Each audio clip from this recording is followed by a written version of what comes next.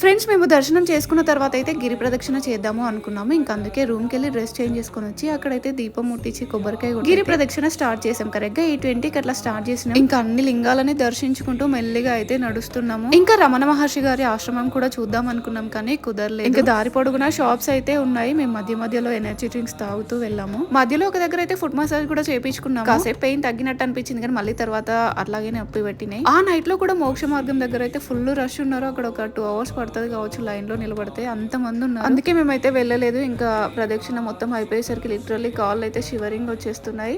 మేము దర్శనం ముందే చేసుకోవడం అయితే బెటర్ అయింది. మేము 8:20కి స్టార్ట్ చేస్తే 2:12కి అయితే కంప్లీట్ అయిపోయింది మా గిరి ప్రదక్షిణ. ఇంకా తర్వాత రూమ్ కి వెళ్ళి అయితే రెస్ట్ తీసుకున్నాం. నెక్స్ట్ డే మార్నింగ్ అయితే వ్యూ చూడండి ఎంత బాగుందో. మేమైతే అసలు ఎక్స్పెక్ట్ చేయలేదు ఇంత బాగుంటుంది అని. ఇంకా ఫ్రెష్ అప్ అయ్యి టిఫిన్ తినేసి అయితే అక్కడ నుంచి అయితే బస్ లో తిరుపతికి వచ్చి మళ్ళీ తిరుపతి నుంచి ట్రైన్ లో అయితే జనగాంకి వచ్చేసాం. ఇది ఫ్రెండ్స్ మా తిరుమల ప్రయాణం. Thank you for watching and please subscribe.